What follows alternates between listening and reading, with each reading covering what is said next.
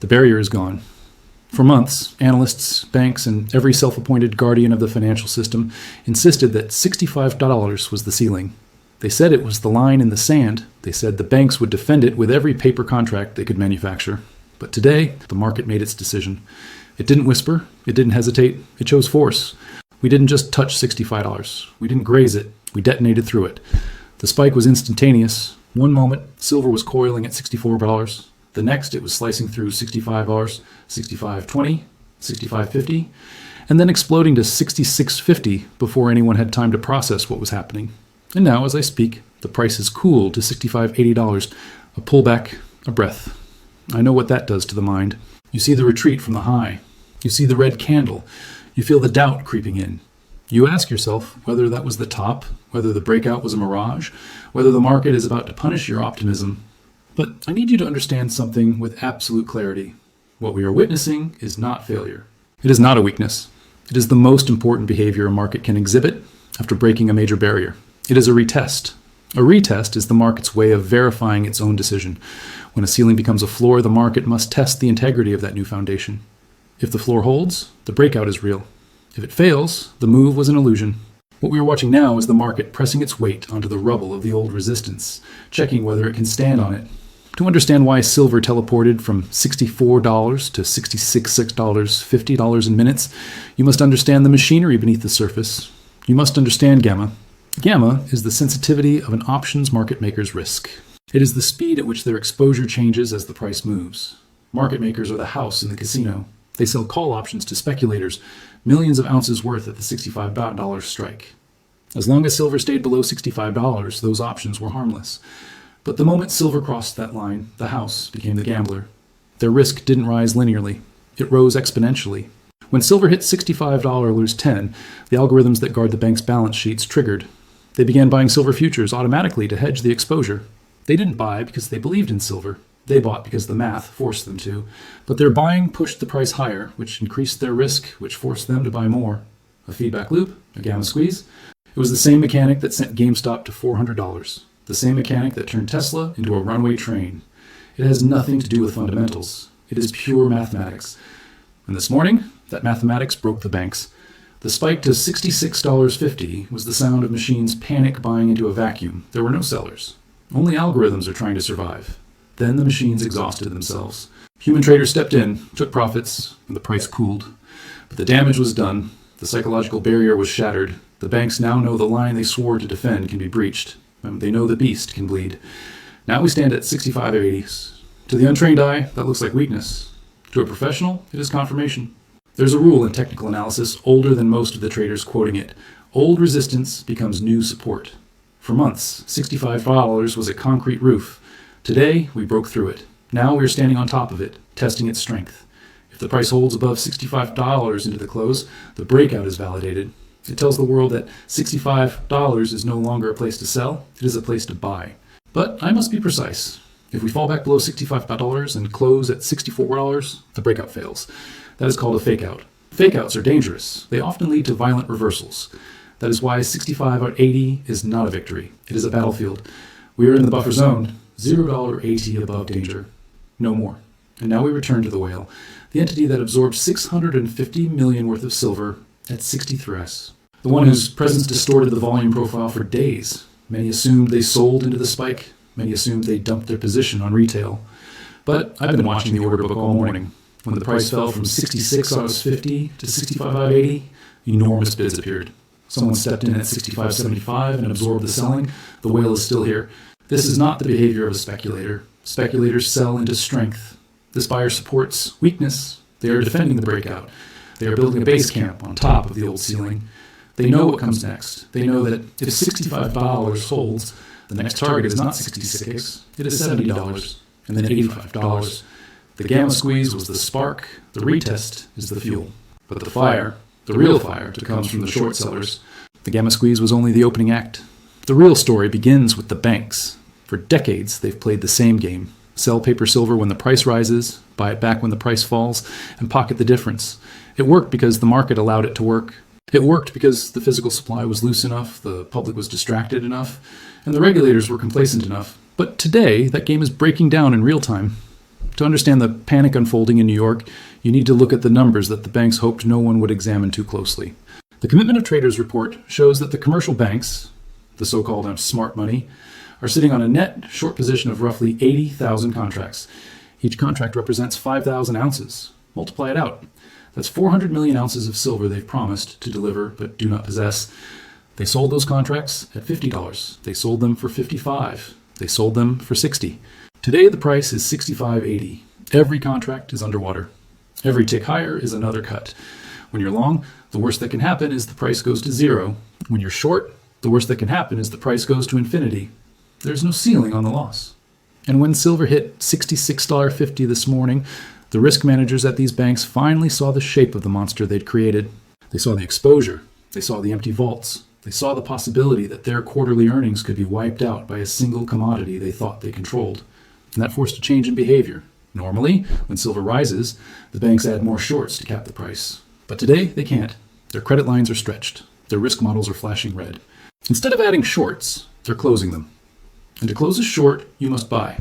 That is the irony. The banks that spent years suppressing the price are now the ones supporting it. They are forced buyers. They are competing with industrial users, with funds, with the whale. They don't care about the price. They care about survival. This creates a trampoline beneath the market. Every dip is met with a bank trying to escape its own trap. This is why $65.80 is holding. The banks are eating their own tail. Let's quantify the pain. For every $1 rise in silver, the commercial short position loses roughly $400 million. Since the breakout began at $60, silver is up nearly $6. 6 times $400 million is $2.4 billion in losses. That's the surface number, the polite version. The real number is worse because it assumes they can cover at the current price, but they can't. If they tried to buy back 400 million ounces right now, the price wouldn't stay at $65. It would jump to $80, $90, maybe $100 in minutes. This is slippage, the cost of escaping your own fire. So the real loss isn't $2 billion, it could be $10 billion, it could be $20 billion. It could be more. This is why $65 was their Maginot Line. Above this level, the losses become visible to shareholders. Above this level, regulators start making phone calls. Above this level, the illusion of control evaporates. We are watching a slow-motion capitulation. The banks are trying to exit quietly, without drawing attention, without spiking the price further. But the whale is absorbing everything. The industrial buyers are absorbing everything. The retail market is tightening. The banks are trapped in a burning room with one exit. And every time they reach for the door, someone else slams it shut. How do we know they're capitulating? We look at open interest. In a normal rally, price rises, and open interest rises with it. But in a short squeeze, price rises while open interest falls. That means the shorts are closing. They're leaving the casino. They're abandoning the table. Later today, when the exchange releases the preliminary numbers, that is the data I will be watching. If open interest drops while price holds above $65, it is the smoking gun. It confirms that the rally is not speculative. It is structural. It is the permanent sellers leaving the market. Once the shorts are gone, who is left to sell? Nobody. And when there are no sellers, price doesn't rise. It jumps. But before the banks surrender completely, they may attempt one final maneuver. A wounded institution is dangerous. They may try to dump a massive amount of paper at 2 a.m., hoping to trigger a cascade of stop-loss orders. They want to see if they can scare you. They want to see if they can create enough artificial liquidity to cover a portion of their position. If you see a sudden drop to $64, do not assume the rally is over. Assume it is their last attempt to survive.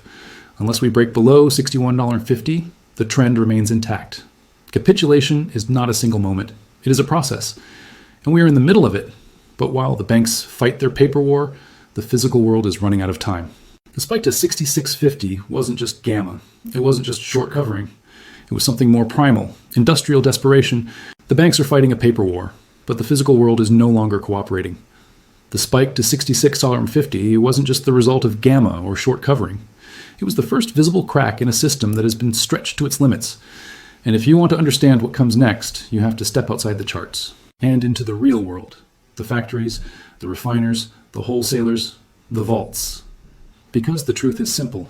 The paper market is losing control of the physical market. If you stare at the ticker, you see 65.80. You see a number flickering on a screen. But that number is not the price of silver.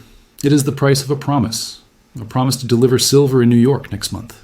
A promise that can be broken. A promise that can be settled in cash. a promise that exists only because the system has not yet been forced to reveal its limits. But if you step into the real world, the numbers change. If you call a refiner, if you try to secure industrial quantities, if you attempt to buy a monster box of coins, you enter a different reality entirely. The reality is that the price is not $65.80. The reality is that the price is $70 or more.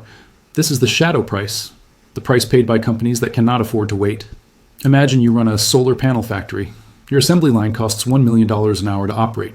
If you run out of silver paste, the line stops. You lose more in a single afternoon than you would ever save by negotiating a lower price. So when your supplier tells you they can deliver at the COMEX price in 3 weeks, or deliver from their emergency reserve today for $70 an ounce, you don't hesitate. You pay the $70. You pay it because the cost of the metal is trivial compared to the cost of shutting down your factory. This is happening across the supply chain. Electronics manufacturers are bypassing the exchanges entirely. They're going directly to the mines, directly to the refiners, offering cash premiums to jump the line. This volume never touches the COMEX. It never shows up in the charts. It never affects the spot price, at least not immediately. But it drains the physical inventory at a rate the paper market cannot see. Eventually, the disconnect snaps. When the exchange runs out of metal to deliver, the spot price must gap up to meet the shadow price. That is, when you see silver jump $5 in a morning, that is when the illusion breaks. The retail market is already showing signs of strain. Normally, when spot rises quickly, premiums fall. Dealers want to move inventory. But today, spot is up, and premiums are rising with it. Dealers are widening spreads because they're afraid they won't be able to restock. They sold you a coin yesterday at $63.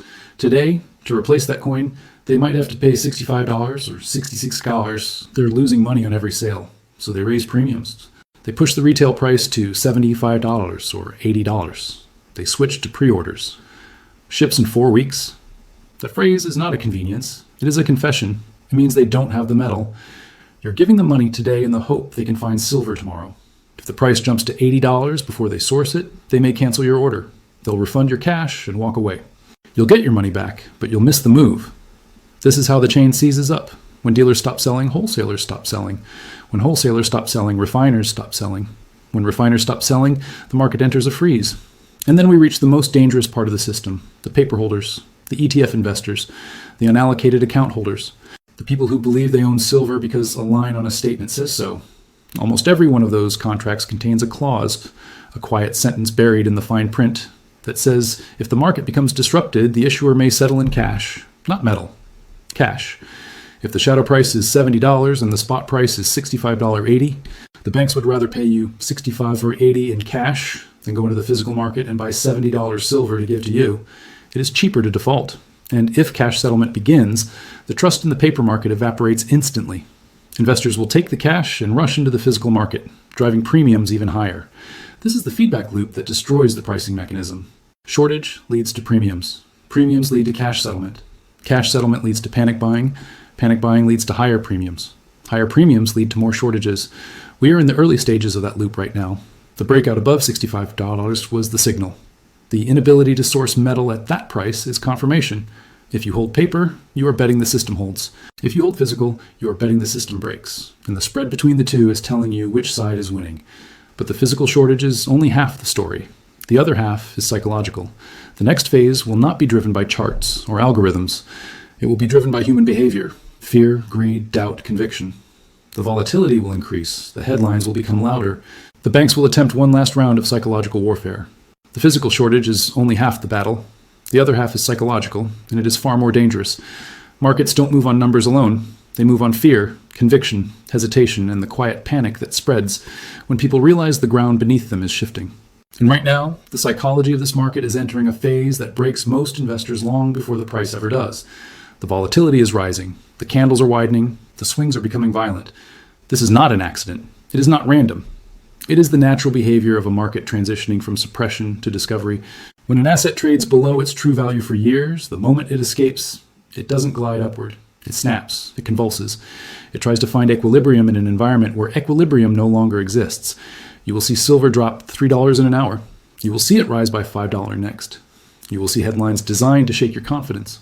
You will see analysts who dismissed silver for a decade suddenly warn that it is overbought.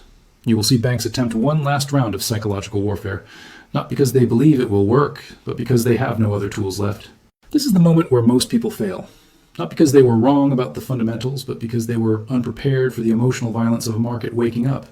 If you sell now, where do you go? Back to the dollar, a currency losing value every year? Back to equities, a market priced for perfection in a world that is anything but perfect?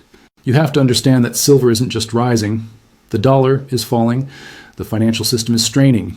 The illusion of stability is cracking. Silver is not the bubble. Silver is the mirror reflecting the distortion of everything else. This is why you must stop staring at the 1-minute chart. It is designed to break your resolve. It is designed to magnify noise and hide the signal. Look at the weekly chart. Look at the monthly chart.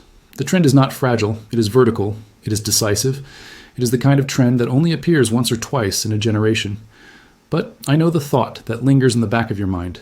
$65 feels high. You remember when silver was $20. You remember when it was 15s. You remember the years when it moved sideways and no one cared. So now, at $65, your instincts whisper that you are late. You are not late. You are early. Look at the data. In 1980, silver hit $50. That was the all-time high. But $1 in 1980 is not $1 today. Adjust that $50 high for inflation, and the equivalent price today is roughly $170. That means at $65, silver is trading at a 60% discount to its inflation-adjusted high. It is the only major asset on Earth that is still below its real historical peak. Stocks are at record highs. Real estate is at record highs. Bonds are at record lows in real yield. Art, collectibles, and farmland, all at extremes. Silver is the outlier. Silver is the anomaly. Silver is the only asset still priced as if the last 40 years never happened. This is why $65 is not expensive. It is cheap. It is the market. WES way of telling you that the real move hasn't even begun. The breakout above $65 is not the end. It is the beginning. But the question remains, when do you sell? If silver is going to $100 or $170 or beyond, how do you know when to exit? The answer is simple. You don't sell for cash. Cash is a melting ice cube. You sell only to swap. You swap an overvalued asset for an undervalued one. You swap volatility for stability. You swap silver for something real, something that produces value, something that holds value, something that cannot be printed. Watch the gold to silver ratio. Right now, it takes roughly 70 ounces of silver to buy 1 ounce of gold. Historically, that ratio averages around 40-50. In 1980, it hit 17. If the ratio drops to 30, that is your signal. That is when you swap silver for gold. You double your gold stack without spending $1. You convert volatility into permanence, or you swap for real estate. In 1980, a median American home cost roughly 800 ounces of silver. Today, at $65, it costs roughly 6,000 ounces. When that ratio compresses, when a monster box of silver becomes a down payment on a home, that is the exit. You do not sell for digits on a screen. You sell land. You sell for gold. You sell for cash flowing assets. That is how you lock in a generational wealth transfer. We are approaching the point where the market transitions from breakout to discovery. The banks have lost control. The physical market is asserting itself. The psychological pressure is rising, and the volatility is about to become extreme. The next part is the final one, the conclusion. The moment where everything converges, the breakout, the banks, the physical shortage, the psychology, and the path forward. We've reached the final stretch, the point where the noise fades and the signal becomes unmistakable. The breakout has happened. The banks are bleeding. The physical market is tightening. The psychology is shifting. And now the market is entering the phase that separates those who understand what AOE is unfolding from those who only see numbers on a screen. Today is not just another trading day. It is a turning point, a hinge in the timeline, a moment that will be remembered long after the candles of this week are forgotten. December 18th, 2025, the day the era of cheap silver ended, the day the managed price regime cracked, the day the market began searching for its real value. Price discovery is not a gentle process. It is violent. It is chaotic. It is the financial equivalent of decompression, years of suppressed pressure released in seconds. When a market trades below its true value for decades, the moment it escapes, it doesn't drift upward. It surges. It overshoots. It behaves like a spring that has been held down for too long. And that is what we are stepping into now. But before we talk about where the price is going, we need to talk about the enemy that remains. Not the banks, not the algorithms, not the shorts. Your own mind. The next phase will not be one with charts or data. It will be one with discipline, with perspective, with the ability to stay calm while the market tries to shake you loose. You will see volatility that tests your nerves. You will see headlines designed to provoke fear.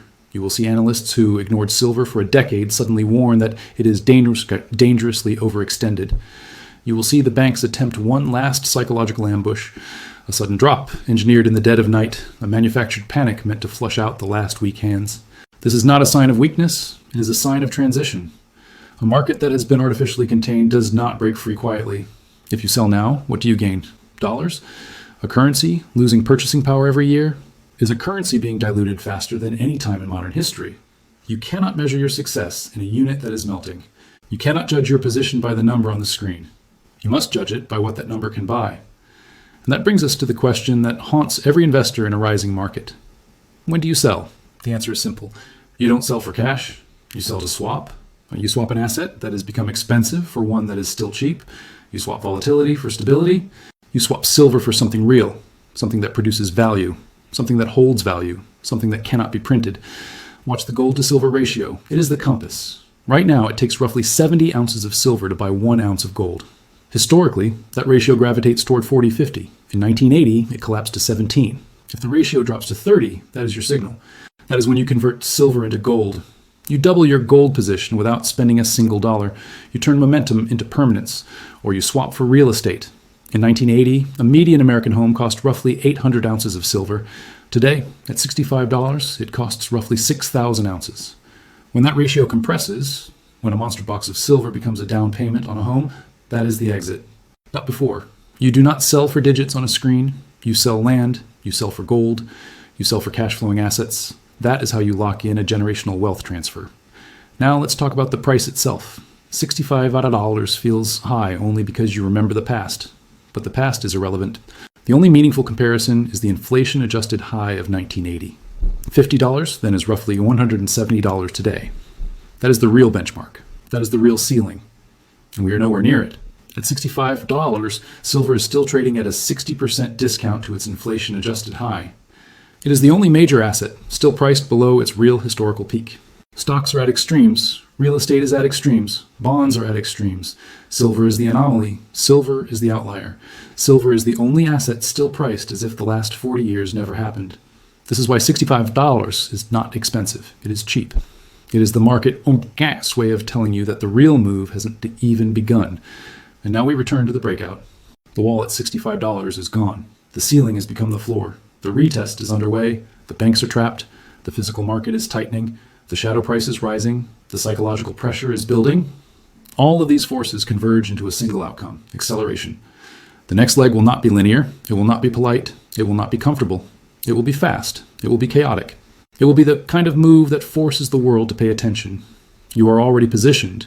You saw the signs before the crowd. You understood the structure before the headlines. You recognized the accumulation, the shortage, the gamma, the capitulation, the disconnect. You are not late. You are early. Now your job is simple. Do not move. Do not flinch. Do not sell your position for the illusion of safety. Let the market come to you. The squeeze has only begun.